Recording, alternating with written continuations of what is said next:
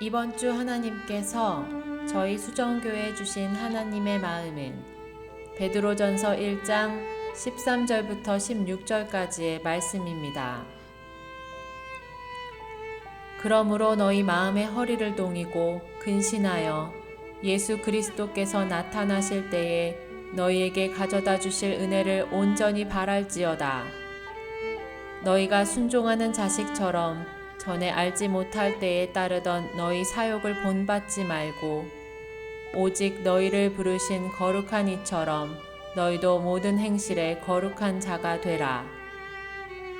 기록하였으되 내가 거룩하니 너희도 거룩할지어다 하셨느니라. 아멘. 우리가 하나님 알아가기 시리즈로 말씀 나누고 있습니다. 오늘은 두 번째 시간으로 하나님은 거룩이시다, 하나님은 거룩이시다라는 제목으로 말씀 나눕니다. 하나님은 거룩이시다라는 이 말은 지난주에 들은 말씀 하나님은 창조주이시다라는 것과 연결이 되어 있습니다. 아주 직접적인 연결이 되어 있습니다. 왜냐하면 하나님이 왜 창조하셨느냐는 질문에 대한 답이 오늘 저 주제 가운데 담겨 있기 때문에 그렇습니다. 하나님이 왜 창조하셨느냐, 내가 왜 존재하느냐, 성경은 우리에게 명확한 답을 제시하죠. 하나님이 영광받기 위해서 우리를 지으셨다.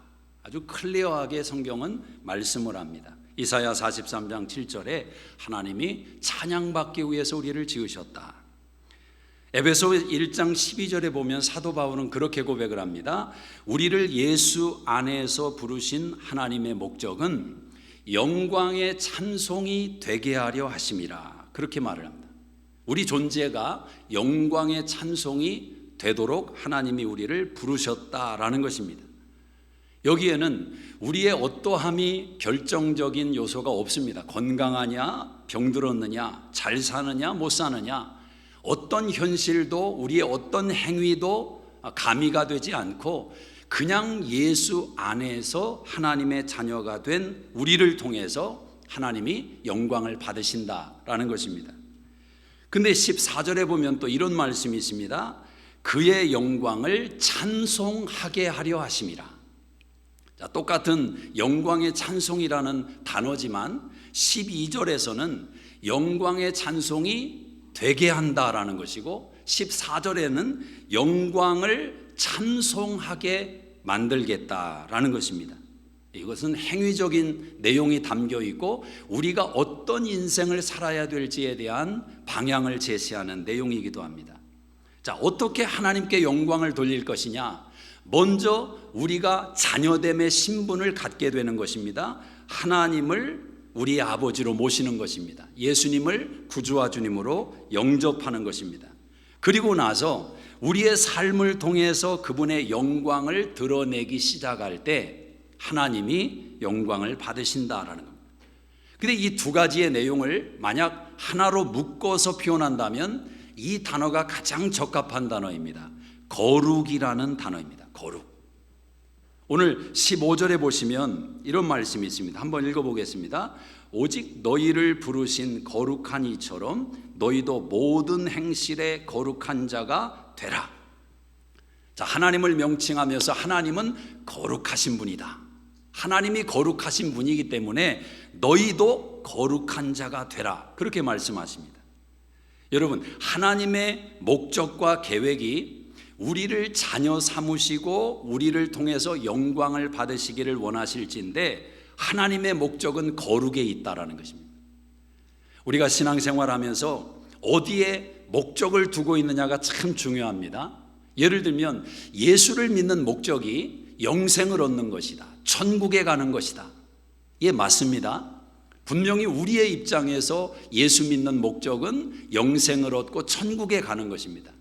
그러나 하나님 입장에서 볼 때 우리를 구원하시는 하나님의 목적은 뭐냐? 우리를 천국에 보내는 것이 일차적인 목적이 아닙니다. 하나님이 우리를 자녀 삼으시는 일차적인 목적은 천국에 들여보내는 것이 아니라 거룩하게 만드시는 데 있다라는 것입니다. 만약 하나님이 우리를 천국에 보내시는 것이 일차적인 목적이라면 저와 여러분이 예수를 믿고 난 후에 우리의 죄를 고백하고 하나님 앞에 정결함으로 씻음을 받고 거룩해졌을 때 하나님이 우리를 천국으로 데려가시는 것이 맞습니다. 근데 하나님은 우리를 남겨놓지 않았습니까? 이 중에 어떤 분들은 40년 전에 예수를 믿은 사람이 있고 30년 전에 예수를 믿은 사람이 있고, 근데 하나님이 40년 30년 동안 천국에 데려가지를 않고 여전히 여기에 남겨놓으셨다라는 것은 하나님의 목적이 천국에 들여보내는 것이 아니라 바로 거룩이라는 주제 속에 담겨 있다라는 것입니다. 오늘 말씀처럼 내가 거룩하니 너희도 거룩해라. 우리를 거룩한 자로 만들기 위해서 아직 이 땅에 남겨놓으셨다라는 겁니다. 사실 이 세상에 남아있어서 얼마나 많은 더 죄를 지을 것이며 예수를 믿은 그 고백한 순간부터 지금까지 여러분 흠과 점이 없는 인생으로만 살아오셨습니까? 아니면 여전히 많이 넘어지셨고 많이 쓰러졌고 많이 하나님의 마음을 아프게 하셨습니까? 우리 모두는 당연히 후자에 속할 것입니다. 근데 왜 하나님이 남겨놓으셨느냐? 그 넘어짐 속에서도, 그 쓰러짐 속에서도, 그 죄와 씨름하며 허덕이는 그 고통 속에서도 하나님은 영광을 받으시고 계셨다라는 것입니다. 그래서 신앙의 목적은 분명합니다. 그래서 바울 서신이든지 오늘 우리가 읽은 베드로 전후서를 보면 이 하나님의 사람들이 서신을 보낼 때 에베소 교회든 빌립보 교회든 갈라디아 교회든 어디에든지 서신을 보낼 때 이렇게 말을 하는 겁니다. 주 안에서 성도된 너희에게 내가 편지를 쓴다. 거룩한 백성인 너희에게 이 서신을 쓴다는 겁니다. 받는 사람 입장에서 심히 부담되는 거죠. 아니 여러분에게 만약 누군가가 참 거룩하십니다. 아주 귀한 하나님의 자녀이십니다. 성도이십니다. 막 이렇게 여러분을 불러주고 호칭한다면 어떤 마음이 들겠습니까? 아유, 그 정도는 아닌데요. 내가 나를 아니까 그 정도는 아닌데, 그 정도로 거룩하지는 않은데, 이런 생각이 누구나 들 것 아닙니까? 그러나 사도 바울과 베드로는 그렇게 부르는 것입니다. 그들이 부르는 게 아니라 하나님이 그렇게 부르고 있음을 그들이 대변하는 거죠. 베드로전서 2장 9절에도 보면 너희는 거룩한 백성이요 그의 소유된 백성이요 하나님의 자녀의 권세가 있는 자라고 호칭을 하는 것입니다. 베드로의 서신을 받아든 그들이 정말 그런 수준이 되기 때문에 그렇게 호칭을 받은 것이냐? 그게 아니라는 거죠.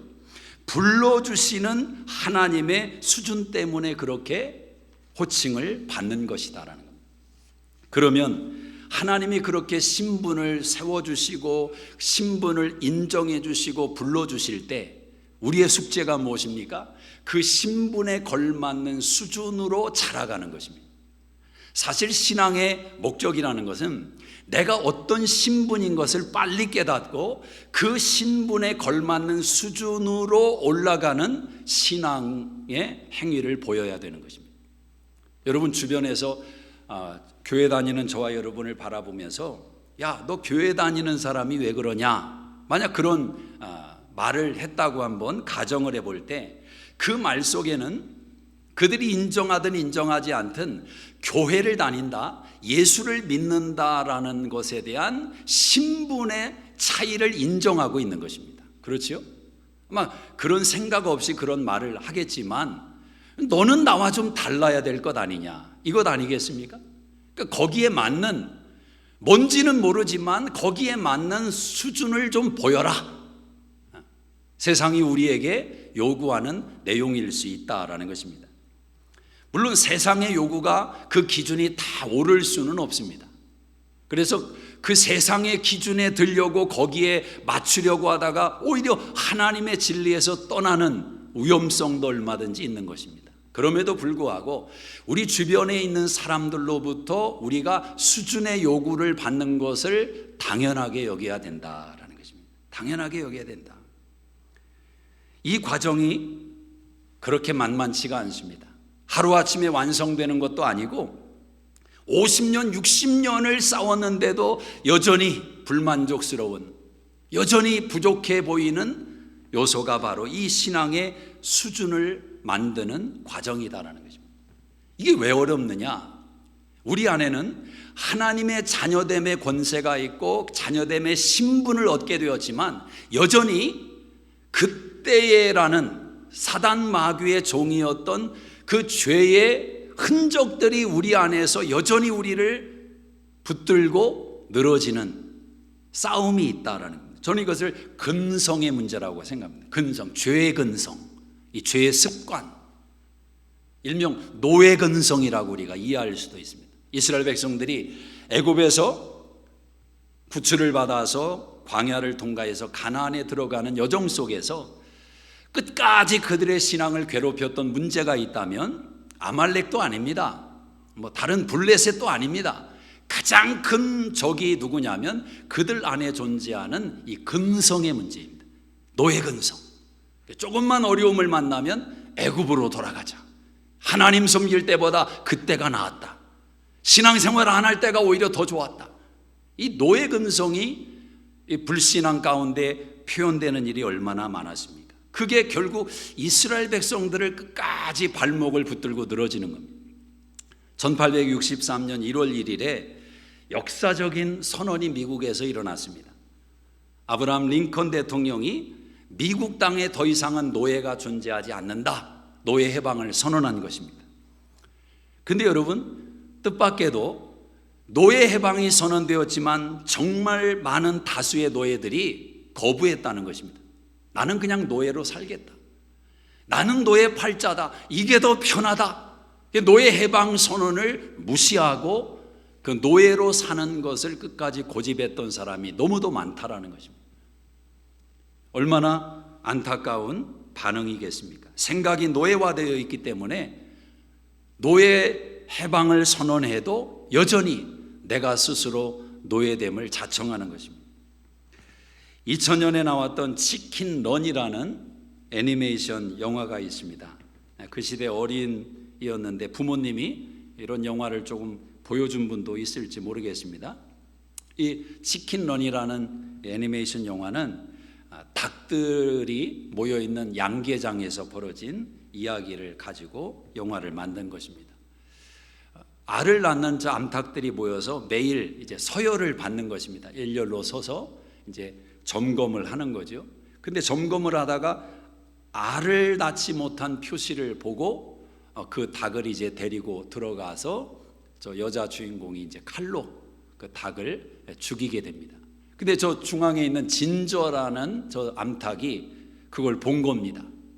그래서 이거 안 되겠다. 나의 운명도 결국 저렇게 되는 것 아니냐? 알을 낳다가 알을 낳지 못하면 결국 죽는 거 아니냐? 그래서 양계장을 탈출을 하자라고 제안을 하는 것입니다. 근데 누가 그 양계장 탈출에 대해서 생각을 할 수 있겠습니까? 로키라는 수탉이 한 마리 들어오게 되는데, 그래서 모든 암탉들이 거기에 기대서 어떻게 날 수 있느냐 방법을 가르쳐 달라. 그래서 뭐 연습을 하는 겁니다. 높은 데서 뛰어내리기도 하고 날개짓도 하고. 근데 뭐 닭이 날 수 있습니까? 그런 과정을 겪어가다가 결국 이제 탈출에 성공을 하는데, 저 진저가 자기 동료들에게 탈출을 제안할 때 주변 사람들은 다 그러는 겁니다. 안 돼. 탈출할 수 있는 확률은 번개 맞을 확률이다. 이건 안 된다, 안 돼. 근데 그때 저 진저가 그런 말을 하면, You know what the problem is? The fences aren't just round the farm. They are up here in your head.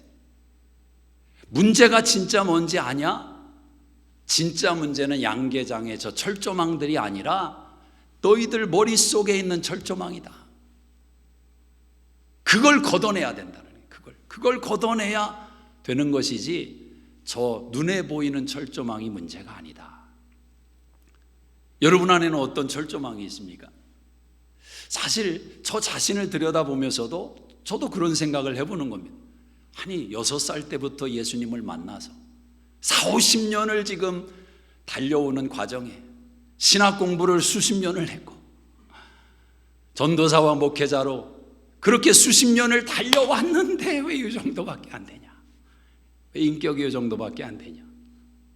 이게 여러분 그냥 하는 말이 아니라 저뿐만이겠습니까? 아니 자기 자신을 일컬어서 내가 그래도 이 정도 달려왔더니 이만해졌다. 자신할 수 있는 사람이 어디에 있겠습니까? 다 자기 자신에게 좀 불만족스럽고, 왜 나는 이 정도밖에 안 될까?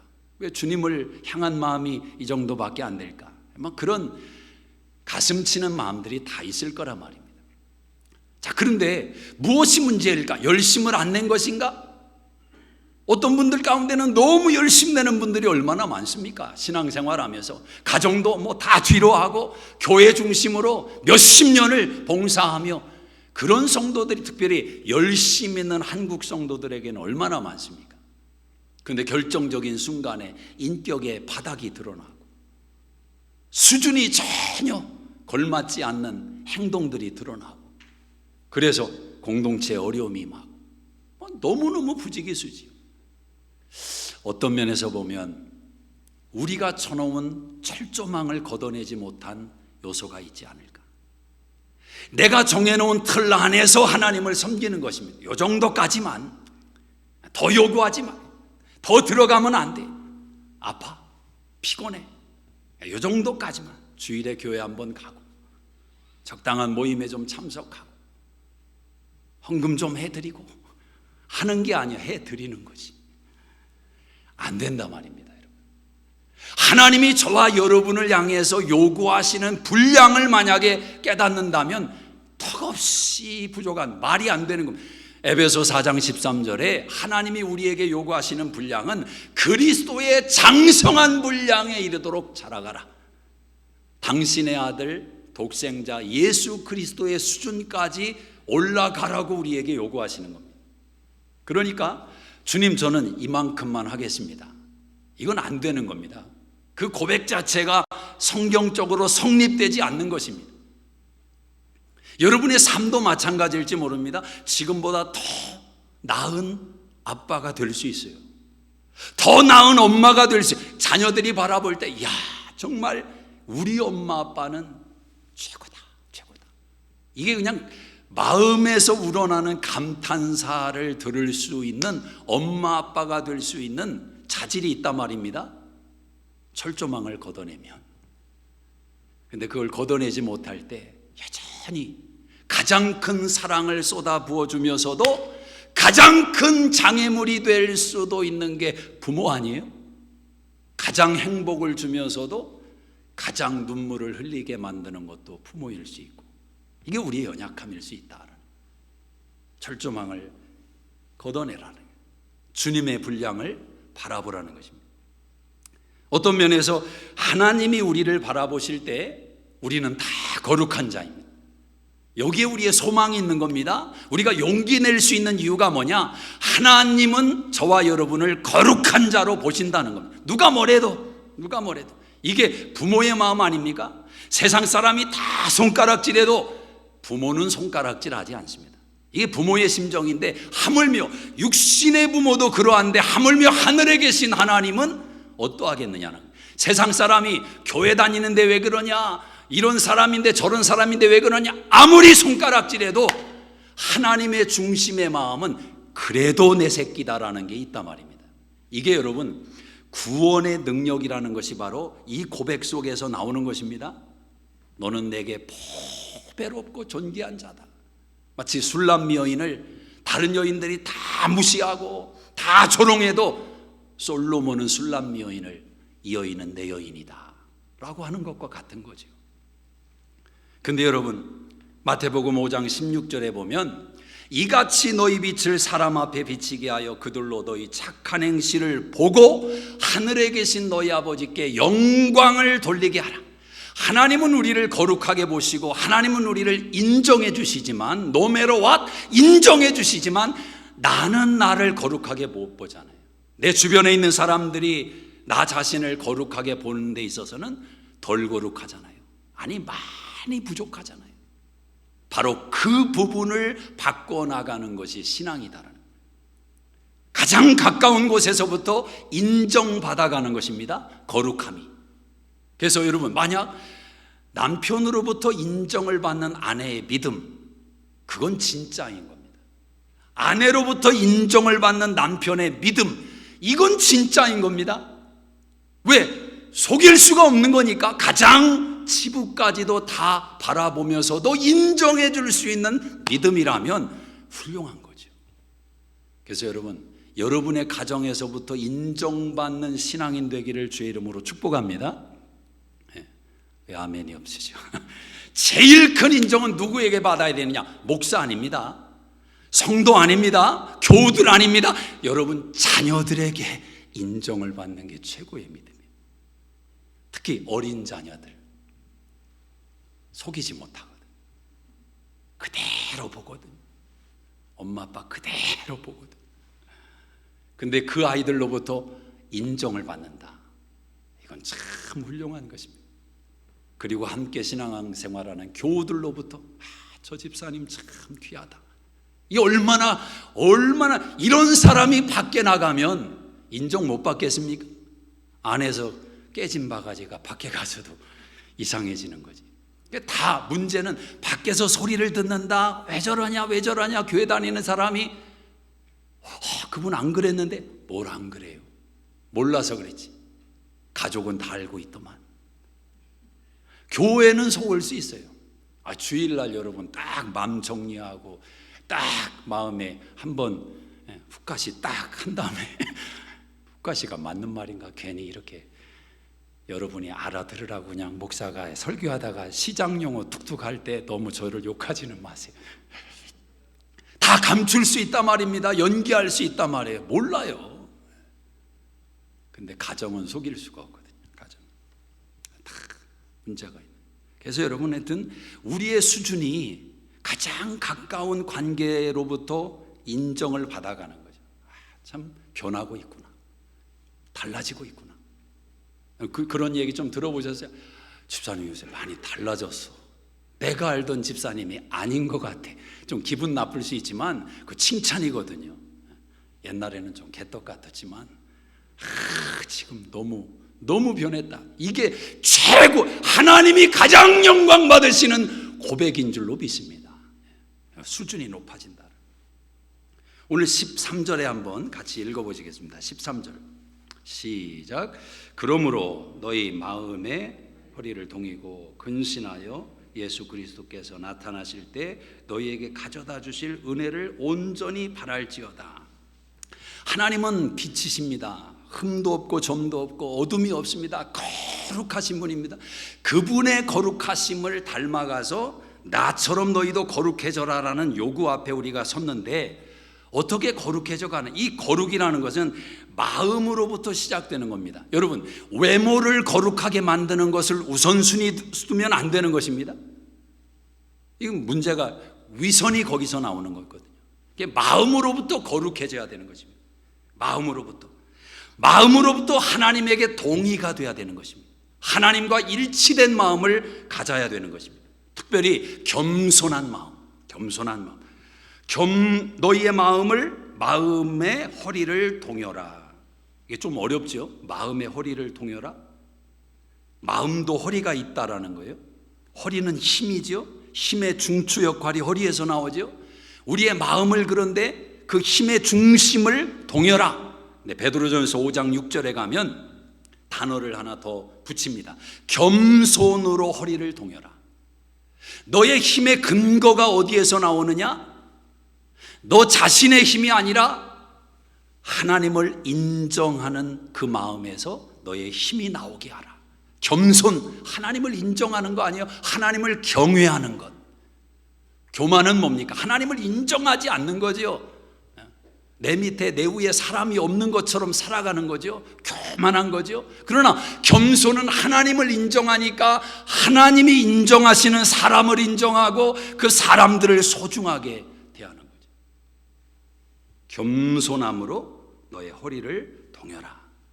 사람이 겸손하면 죄를 두려워할 줄 압니다. 죄를 무서워할 줄 압니다. 근데 교만하면 세상 죄를 두려워하지 않아요. 이 참 원리가 그렇습니다. 우리 한국에서 옛날에 그 정거장에 이렇게 화장실 같은 데를 가보면, 오래전에는 너무너무 더러웠어요. 버스 정류장들이. 어떻게 도저히 어떻게 사용할 수 없을 정도로 더러운데, 여러분 사람이 그래요. 더러워지는 곳에 휴지 하나 던지는 것은 사람들이 죄의식을 안 갖습니다. 더러운데 뭐 그냥 더러운 거 하나 올려놓는 거지. 그런데 깨끗하잖아요. 거기다 휴지 하나 놓는 것은 꺼려합니다. 자기 주머니에 넣습니다.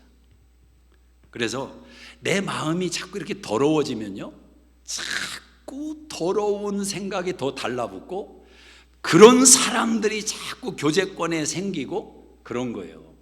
그런데 자꾸 주님에게 가까이 나가고 내 영혼이 맑아지고 환해지고 밝아지면 자꾸 그런 생각이 더 붙게 되는 것이고 그런 사람들이 더 가득하게 되는 것입니다. 내가 거룩하니 너희도 거룩하라. 마음으로부터 시작되는 겁니다.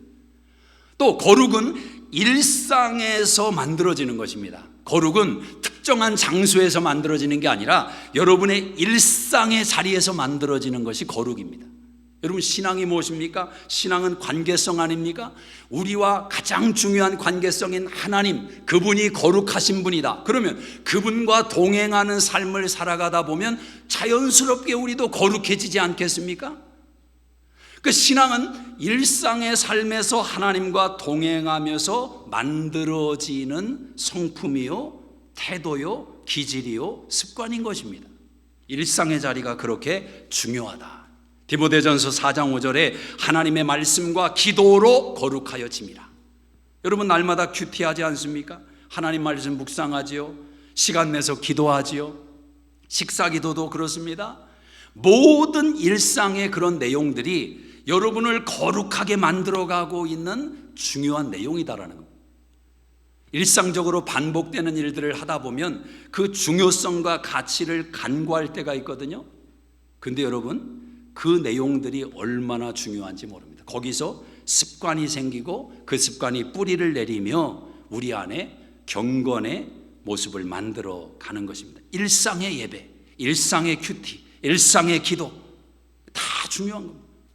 로마서 12장 1절에 보면 사도 바울이 말합니다. 너희 몸을 하나님이 기뻐하시는 거룩한 산 제사로 드리라. 이는 너희에 드릴 영적 예배니라. 자, 우리 일상이 거룩한 제물이 되라는 겁니다. 그게 바로 영적 예배라는 거죠. 근데 여러분, 제물이 되기 위해서는 어떻게 해야 됩니까? 1차적으로 제물이 되려면 죽어야 됩니다. 죽지 않고는 제물이 될 수 없는 거예요.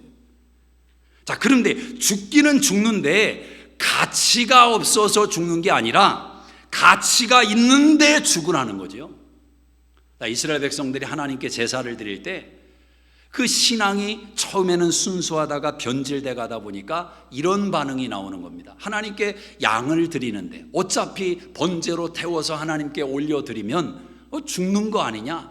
어차피 태워서 하나님께 드릴 건데 왜 새끼 잘 낳는, 왜 젖을 잘 짜는, 왜 이득을 주는 그런 짐승들을 왜 잡느냐? 눈이 멀고 병이 들고 다리 절고, 그런 걸 하나님께 어차피 불에 태워서 죽이는 거니까 그런 것을 드려도 괜찮겠지, 그렇게 타협하기를 시작한 겁니다. 근데 하나님이 책망하시는 겁니다. 왜 내 앞에 눈먼 것을 가져오냐? 왜 저는 것을 가져오냐?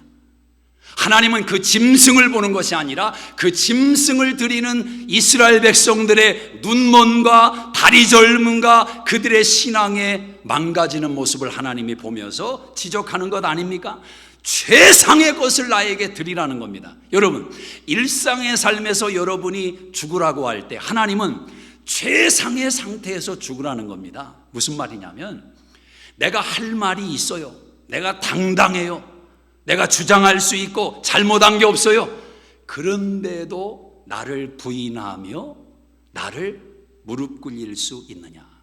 힘이 있는데 힘을 뺄 수 있느냐? 똑똑한데 고개를 숙이고 겸손하게 반응할 수 있느냐? 높은 자리에 앉아 있는데 의자를 뺄 수 있느냐? 할 말이 있고 따지고 싶고 당당하게 요구할 권리가 있는데 그 권리를 내려놓을 수 있느냐? 이게 제물이 되는 일상에서의 싸움이라는 거죠. 어쩔 수 없이 숙이는 것이 아니라 어쩔 수 없이 인정하는 그런 차원과 다른 겁니다. 그때 그 강함 속에서 나를 부인하고 꺾는 그 한 번 한 번의 결정을 통해서 우리는 놀라운 거룩의 수준으로 나아가게 된다라는 것입니다. 거룩의 습관을 그렇게 만들라라는 것입니다. 하나님과 같은 마음을 품으라는 것입니다. 여러분, 하나님과 같은 마음을 품지 않고서는 그런 일이 가능하기가 사실 어렵지 않습니까? 여러분도 화낼 권리가 있고 소리칠 권리가 있고, 근데 왜 참아야 합니까? 왜 인내합니까? 왜 견디는 것입니까? 왜 오히려 복을 빌어주는 것입니까?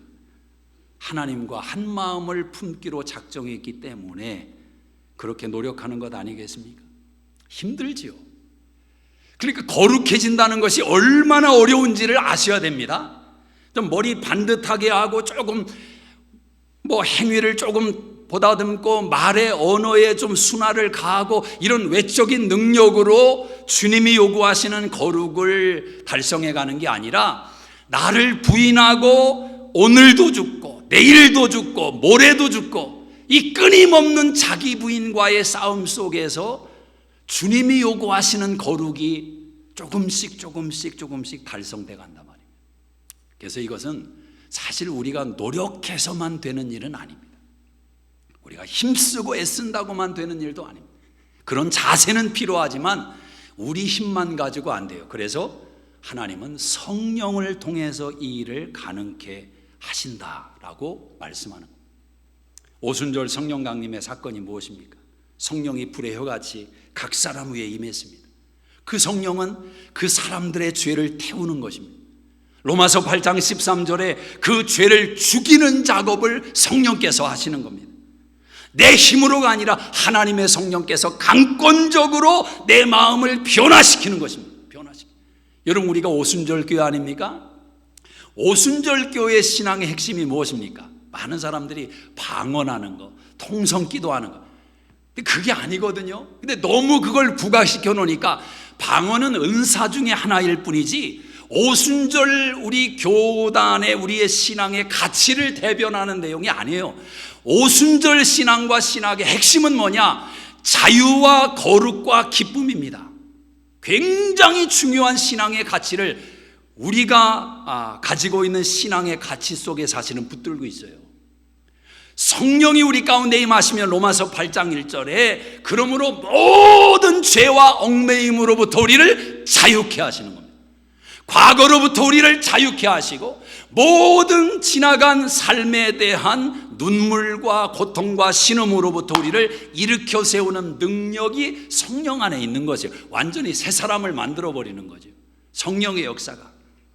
그리고 우리를 거룩한, 하나님의 성령이 거하는 전이 우리의 몸이라고 말씀하지 않습니까? 그러면 성령이 우리 안에 거하시는데, 그 거룩하신 성령이 우리 안에 거하시는데 거룩해지지 않겠어요?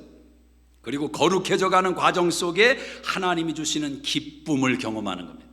여러분, 세상은 거룩이라는 단어를 싫어하죠. 요즘 거룩이라는 단어 세상에서 들어보셨습니까? 교회에서나 가끔 들을 수 있는 용어지, 세상에서 거룩이라는 단어는 거의 전멸하다시피 했습니다. 거룩은 벌써 고리타분하게 느끼고 과거적이고 수고 꼴통 같은 그런 단어처럼 느껴지고, 하여튼 안 좋아요. 이게 현 시대에 맞지를 않아, 거룩이라는 단어가. 젊은이들은 더더욱 그래요. 신세대에 맞지 않는 단어예요. 정말 기쁘고 행복하게 살려면 그런 고리타분한 것은 좀 버리고 시대에 맞는 그런 기쁨을 누려야 되는데, 왜 그렇게 고리타분한 거룩? 그래서 우리의 신앙이 거기서 충돌을 일으키는 겁니다. 여러분, 이 시대 가치가 주는 기쁨, 그게 진짜 기쁜 겁니까? 한번 생각해 보십시오. 두 사람이 연애를 해서 법적으로 딱 도장을 찍고, 당신은 남편, 나는 아내, 이게 문서화돼야 이게 부부 아닙니까? 그렇지 않아요? 그런데 현대 문화는 점점 그렇게, 요즘 젊은 세대는요, 젊은 세대에게 법적으로 부부 됐냐 이런 거 이야기하면 이게 좀 구시대적인, 그렇게 법적으로 해놓고 못 물리고 30년 40년 어떻게 사느냐는 겁니다. 좀 살아봐야지. 한 1년 정도 2년 정도 살아보고, 그래서 결혼할 마음이 생기면 꽉 도장을 찍어야지. 이게 이 시대의 가치란 말입니다. 근데 거기에도 기쁨은 있지요. 기쁨은 있죠. 그런데 그 기쁨은 거룩이 만들어내는 기쁨을 능가하지 못합니다. 거룩이 만들어내는 기쁨은 10년, 20년, 30년, 40년 계속해서 세월과 함께 깊어지는 것이고 넓어지는 것이고 높아지는 것이고 길어지는 것입니다. 이것이 하나님의 사랑의 크기인 줄로 믿습니다. 왜 아멘이 없으신가? 여러분의 생애가 정말 행복하기를 원하십니까? 행복 쫓으면 안 됩니다. 정말 기뻐하기를 원하세요? 기쁨 쫓으면 안 돼요. 거룩을 추구하셔야 됩니다. 거룩을. 하나님을 가까이 하고 하나님과의 관계 속에 깊이 들어가기를 원하고 죄를 미워하고 하나님의 시선으로 주변을 바라보기를 시작하고 여러분은 거룩만 추구한 것인데 여러분의 삶의 뒷자리에 행복이 가득 쌓여가고 있는 것을 발견하게 되는 것입니다.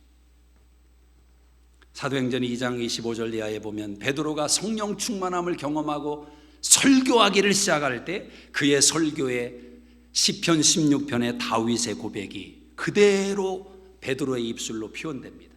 내가 하나님을 내 앞에 모시며 그분이 내 우편에 계심으로 내가 요동하지 않으리라. 그러므로 내 마음이 기쁘고 내 혀도 즐거워하며 내 육체도 희망에 거하리니 이는 내 영혼을 음부에 버리지 아니하시며 주의 거룩한 자로 썩음을 당하지 않게 하실 것임이라. 주께서 생명의 길을 내게 보이셨으니 주 앞에서 내게 기쁨이 충만하게 하시리라.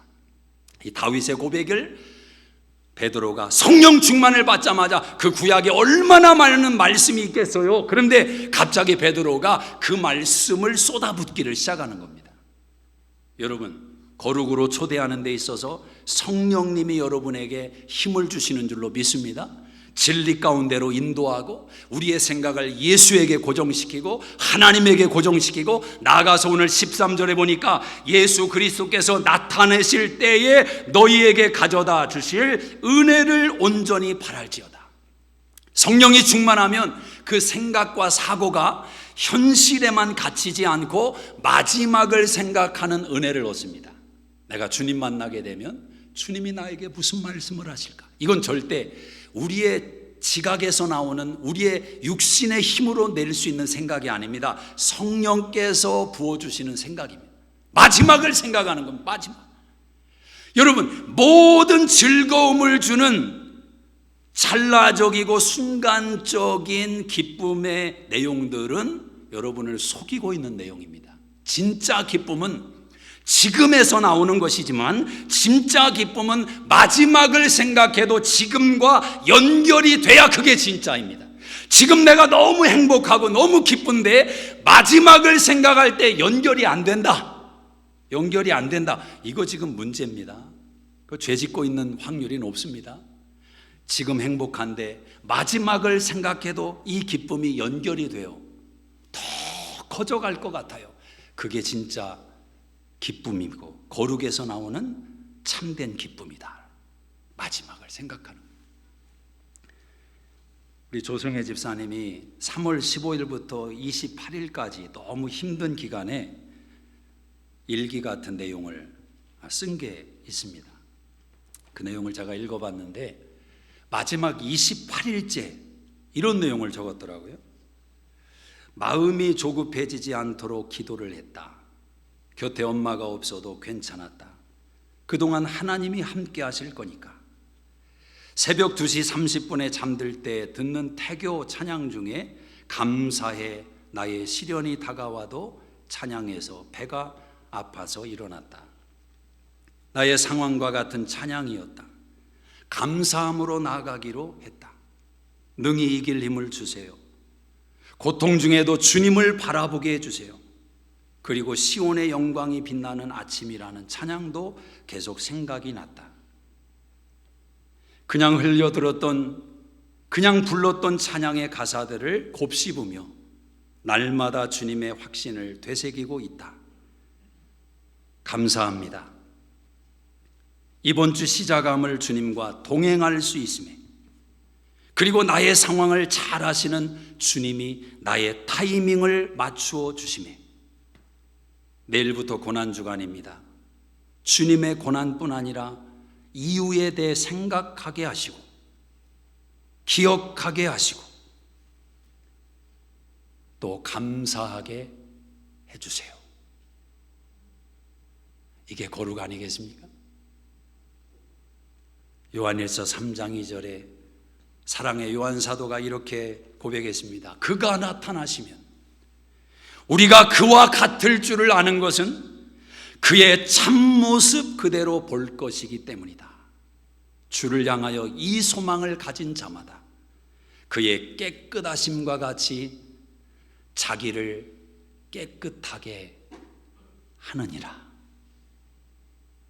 이것이 거룩입니다. 기도하겠습니다.